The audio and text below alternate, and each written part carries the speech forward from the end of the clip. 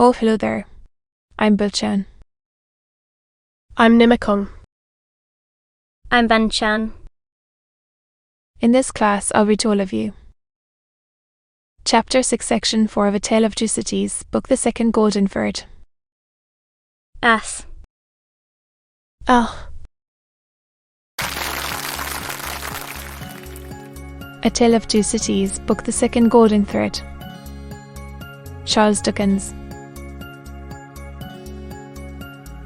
Chapter 6, Section 4. They were read as D. A. C. But, on being more carefully examined, the last letter was found to be G. There was no record or legend of any prisoner with those initials, and many fruitless guesses were made what the name could have been. At length, it was suggested that the letters were not initials, but the complete word, T. The floor was examined very carefully under the inscription, and then, in the earth beneath the stone, Wartel, or some fragment of paving,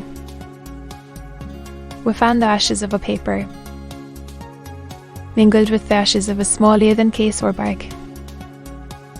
What the unknown prisoner had written will never be read, but he had written something. My father, exclaimed Lucy.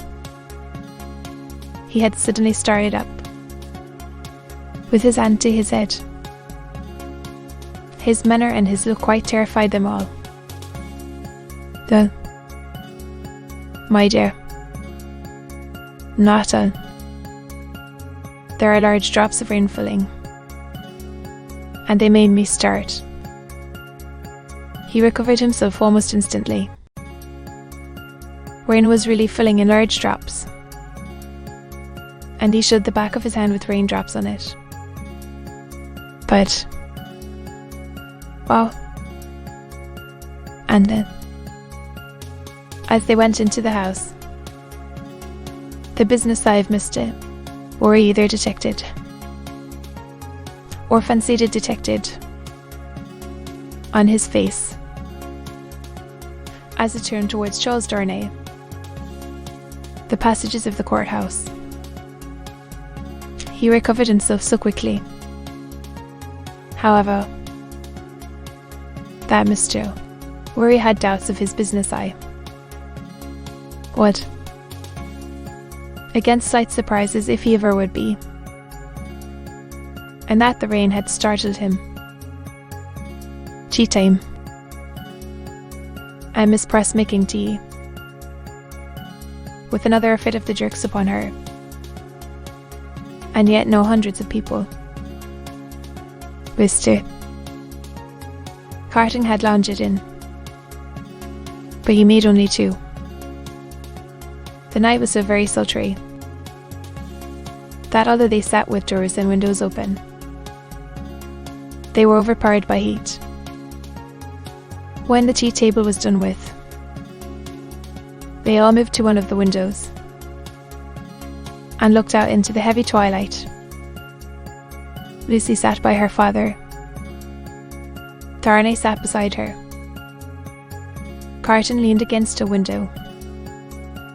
The curtains were lawn and white,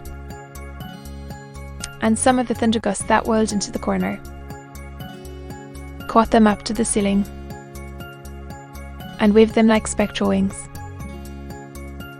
The raindrops are still falling, large, heavy, and few, said Dr. Minute. It comes surely, said Carton. They spoke low, as people watching and waiting mostly do, as people in a dark room, watching and waiting for lightning, always do, before the storm broke. The wonderful corner for echoes resounded with echoes of footsteps coming and going. Yet not a footstep was there. A multitude of people, And yet a solitude, said Darnay. When they had listened for a while. Is it not impressive? Whisper. Darnay. Ashley say. Sometimes. I have sat here of an evening. Until I have fancied but even the shade of a foolish fancy makes me shudder tonight. Let us shudder too. It will seem nothing to you. Such ones are only impressive as we originate them. I think they are not to be communicated. I have sometimes sat alone here of an evening, listening. There is a great crowd coming one day into our lives. If that be so, Sidney Garton struck in his moody way. The footsteps were incessant, and the hurry of them became more and more rapid. The corner echoed and re-echoed with the tread of feet. Bump. As it seemed. Under the windows. Bump. As it seemed. In the room. Some coming. Some going. Some breaking off. Some stopping altogether. All in the distant streets. And not one within sight. Are all these footsteps destined to come to all of us? Miss Manette. I don't know. Whisper. Darnay. I told you it was a foolish fancy. But you asked for it. When I have yielded myself to it, I have been alone. Into my life. I take them into mine, said Carton. I ask no questions and make no stipulations. There is a great crowd bearing down upon us. Miss Manette. And I see them be the lightning. He added the last words. After there had been a vivid flash which had shown him lounging in the window. And I hear them, he added again. After a peal of thunder. Here they come. At. Beth. It was the rush and roar of rain that he typified. And it stopped him. For no voice could be heard in it. A memorable storm of thunder and lightning broke with that sweep of water. And there was not a moment's interval in crash. And fire. And rain. Until after the moon rose at midnight. The great bell of St. Paul's was striking one in the clear air. When Mr. Laurie, escorted by Jerry, high-booted and bearing a lantern, set forth on his return passage to Clerkenwell. There were solitary patches of road on the way between Soho and Clerkenwell. And Mr.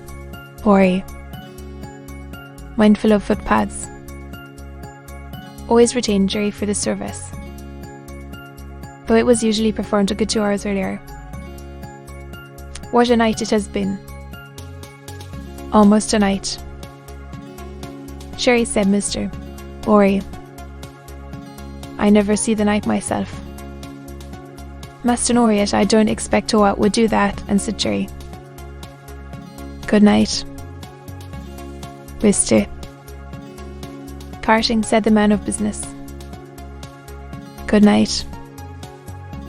Whisper. Darnay. Shall we ever see such a night again? Perhaps. Perhaps. See the great crowd of people with its rush and roar, bearing down upon them. To be continued.